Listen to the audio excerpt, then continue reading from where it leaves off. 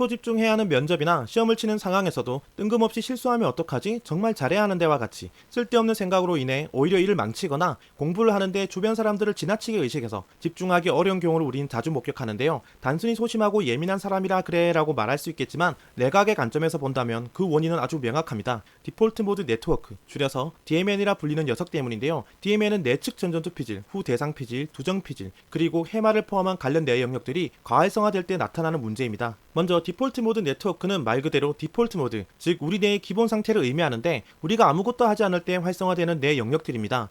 우리가 집중하지 않고 멍 때리거나 그냥 가만히 있을 때 떠오르는 생각, 기억, 상상 모두가 이 DMN과 관련이 있다는 겁니다. 그런데 이 DMN이 지나치게 활성화된다면 생각보다 심각한 문제가 발생한다는 건데요. 원래 멍 때리거나 가만히 있을 때만 활성화되어야 할 DMN이 집중 상황이나 일반적인 휴식 상황에서도 계속 생각이 난다는 겁니다. 예를 들어 시험 상황에서 아까 틀린 거 어떡하지와 같이 지나치게 자신을 의식해 집중력을 잃게 만들고 평범한 일상에서는 과거 특정 기억이나 아직 일어나지 않은 미래에 대한 불안한 상상을 계속 떠올린다는 것이죠. 내 의지와 상관없이 말입니다. 만약 이렇게 된다면 당연히 그 어떤 일에 집중하기 어렵고 휴식조차 취하기 어렵다는 건데요. 그리고 과활성화된 DMN이 오랜 시간 지속될 경우에는 우리의 정신건강까지 악화됩니다. 실제로 우울증을 겪는 사람들의 뇌를 영상장치로 확인해보면 DMN이 지나치게 활성화되어 있는 경우를 확인할 수 있는데 그래서 DMN이 우울증의 원인으로 지목받기도 하니까요. 그리고 이런 뜬금없는 기억들은 파페즈 회로라는 기억 회로를 거치게 되고 그럼 그때의 기억이나 감정이 더 자극적으로 변하게 되는데 예를 들어 그 당시의 기억은 조금 아쉬운 정도였다면 DMN과 파페즈 회로의 사이클을 돌면서 기억은 더 왜곡되고 감정은 점점 더 강해진다는 겁니다. 그로 인해 비합리적인 신념까지도 만들어질 수 있다는 것이죠. 이렇게 보면 DMN은 정말 우리 뇌에 필요 없는 녀석 같지만 사실은 지나치게 활성화되지만 않는다면 우리에게 꼭 필요합니다. 앞서 다양한 기억들을 떠올리지만 그 기억의 파편들을 정리하고 불필요한 기억들을 삭제하여 뇌를 편안하게 해주는 효과가 있으며 무엇보다 이런 다양한 생각을 서로 연결시켜 새로운 아이디어를 떠오르게 해주니까요. 지나치지만 않는다면 DMN은 생각보다 우리 뇌의 이로운 네트워크란 말입니다. 그럼 이 DMN만 잘 컨트롤할 수 있다면 우린 몰입도 쉽게 할 수 있고 그 집중력이 오래 지속될 수도 있으며 새로운 아이디어를 얻을 수 있다는 건데요. 어떻게 해야 이 DMN을 적절하게 컨트롤할 수 있을까요? 일단 핵심은 우리 뇌의 관심인 우리 자신, 즉 내부가 아닌 외부로 향하게 만들어야 한다는 겁니다. 그 말은 우리가 내 자신을 지나치게 의식하고 집중할 때 DMN이 더 활성화된다는 것이죠. 왜냐하면 외부로 주의가 옮겨지면 우리 뇌는 DMN에서 TPN이란 작업 모드로 바뀌게 됩니다. 여기서 TPN이란 태스크 포지티브 네트워크의 줄임말인데요. 즉 아무것도 안 하는 기본 상태인 DMN에서 어떤 작업에 집중하는 TPN 모드로 옮겨가는 것이죠. TPN은 DMN과 대조적으로 외부 환경에 집중하며 목표 지향적인 행동을 할 때 활성화되는 뇌 영역인데요. 특히 TPN은 활성화되자마자 가장 먼저 하는 일은 DMN을 억제하는 겁니다. 왜냐하면 DMN을 억제해야 하려는 일에 집중할 수 있기 때문인데요. 즉 이들은 서로 상생하기 어려우며 서로 억제하고 활성화되는 관계에 있다는 겁니다. 이에 대한 대표적인 예로 아이유의 인터뷰에서 인트를 얻을 수 있는데요. 아이유는 기분이 좋지 않을 때 할 일을 찾아 집안을 돌아다닌다 라고 했고 이 역시 뇌과학적으로도 완벽한 방법입니다. 왜냐하면 활성화된 DMN을 억제하려면 우리 뇌의 주의를 외부로 돌려야 하는데 일단 몸을 움직이고 다른 일거리를 찾음으로써 TPN을 활성화시키는 것이죠.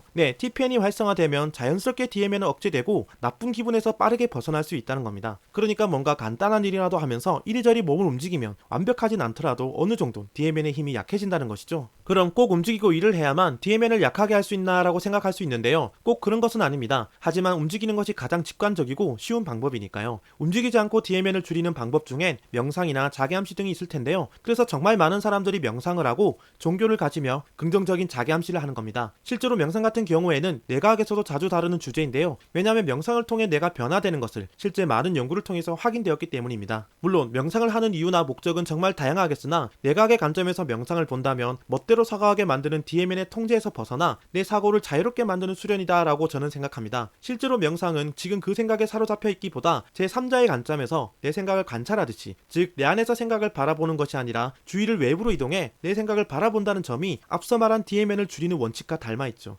우리의 관심을 내부에서 외부로 바꾸는 그 원칙 말입니다. 이렇게 제3자의 관점에서 내 생각을 들여다보는 것만으로도 우리 뇌는 이성적으로 바뀌는데요. 예를 들어 여러분들도 지인들이 와서 걱정을 말하면 우린 이성적으로 그 문제에 접근하듯이 내 안에서의 문제가 아니라 외부의 문제에 집중한다면 자연스럽게 TPN이 활성화되고 그런 조금 더 합리적인 관점에서 문제를 바라볼 수 있다는 것이죠. 하지만 지나치게 활성화된 DMN은 정말 만만치 않고 언제든지 우리를 뒤집어 놓을 수 있는데요. 그래서 우린 평소에 이를 대비할 훈련이 필요합니다. 과활성화된 DMN에 큰 피해를 입지 않게 평소 보험이 필요하다는 것이죠. 그리고 이에 대한 해답은 수많은 자기계발서 책들을 통해 힌트를 얻을 수 있는데요. 바로 일상에서의 루틴입니다. 그리고 특히 하루의 시작과 관련된 루틴들 말이죠. 사실 모든 문제의 원인은 우리 뇌가 지나치게 지나치게 스트레스를 받기에 생기는 문제입니다. 그 스트레스로 인해 감정에 내인 변형계로 지나치게 도파민이 쏟아지고 그럼 DMN과 관련된 뇌 영역들이 과일성화되면서 우리의 주인은 내부로 향하며 벗어나지 못한다는 겁니다. 그래서 아침에 아무 생각 없이 수행하는 루틴들이 무엇보다 중요하다는 건데요. 예를 들어 매일 아침 같은 시간에 실행하는 루틴이 있다면 우리는 반복되는 그 규칙을 통해 안정감을 느끼게 됩니다. 왜냐하면 아침에 루틴이 있는 사람들은 당장 내일 아침에 어떤 일이 벌어질지 이미 알고 있고 이런 하루의 시작은 예측 가능성을 높여주며 그럼 뇌로 하여금 행복 호르몬이라 불리는 세로토닌의 분비를 더 촉진시키기 때문인데요. 게다가 많아진 세로토닌은 이후 멜라토닌으로 전환되어 우리의 숙면을 돕기도 하죠. 물론 루틴으로 인해 우리는 더 각성되고 그럼 노르에피네프린과 도파민과 같은 TPN에 도움이 되는 신경 전달 물질들도 더 많이 분비되어 DMN을 억제하는 부가적인 효과도 누릴 수 있습니다. 네, 아침에 열심히 하고 나면 알 수 없는 만족감과 함께 이후 더 많은 것을 할 수 있을 것 같다는 기분이 드는 것도 바로 이런 메커니즘 때문이죠. 하지만 여기서 더 나아가 DMN을 역으로 활용하는 방법도 있는데요. 실제로 익숙하거나 편안할 정도의 작업을 하면서 내가 고민하고 있는 과제 또는 아이디어를 골몰이 떠올리는 겁니다. 왜냐하면 우리 뇌는 무의식적으로 할 수 있는 작업을 할 때에는 인지 필터를 완화시키고 손해를 적극적으로 활용하는데요. 여기서 말하는 인지 필터는 우리 뇌의 불필요한 정보를 걸러내는 역할을 합니다. 무의식으로 할 수 있을 정도의 익숙한 작업으로 인해 덜 엄격해진 인지 필터는 다양한 생각을 내 고민과 연결할 수 있도록 하고 손해의 개입으로 우리의 생각이 좀 더 자유로워질 수 있다는 것이죠. 이 과정에서 훌륭한 아이디어가 떠오를 수 있다는 건데요. 쉽게 말해 내가 크게 의식하지 않고도 할 수 있는 작업들, 예를 들어 설거지, 밥 먹기 또는 운전과 같이 편안하고 익숙한 작업을 하면서 내가 고민하는 일을 골몰이 생각해 보는 겁니다. 물론 어떤 영상을 보면서 한다거나 라디오를 들으며 한다면 우리의 주의는 그 매체로 옮겨가기 때문에 큰 아이디어를 기대하기 힘든데요. 그냥 아무것도 보고 듣지 않으면서 익숙한 작업을 해야 효과가 있다는 것이죠. 지나치게 활성화된 DMN을 더 컨트롤하고 싶다면 지난 영상에서 배운 자기암시와 종교를 활용하면 좋습니다. 우리 뇌에서 가장 강력한 힘을 발휘하는 것은 그 무엇보다 신념이기 때문인데요. 자기암시와 종교는 신념과 닿아 있고 신념은 우리 뇌에서 그 어떤 능력보다 강력하기 때문입니다. 즉 나는 잘하고 있어처럼 스스로를 인정하는 긍정적인 말들을 매일 아침이나 일을 시작하기 전에 한다면 이는 긍정적인 자기암시가 되고 며칠, 몇 개월, 아니 몇 년을 반복한다면 어느새 그 말은 내 신념이 되어 있을 겁니다. 물론 각 종교에서 하는 기도도 우리 신념을 강하게 만드는데요. 저 역시 어려운 일에 직면하면 반드시 스스로에게 말하곤 합니다. 지금까지 잘해왔고 막상 해보니 별거 없네 라고 말이죠. 그럼 어렵다고만 생각되는 것들에 쉽게 도전하게 되고 또 막상 해보니 괜찮네 라는 생각을 정말 하게 되더군요. 네, 그렇게 얻어지는 자존감은 보너스고요. 자, 여러분들도 올 한 해 같이 해보면 어떨까요? 오늘은 여기까지입니다.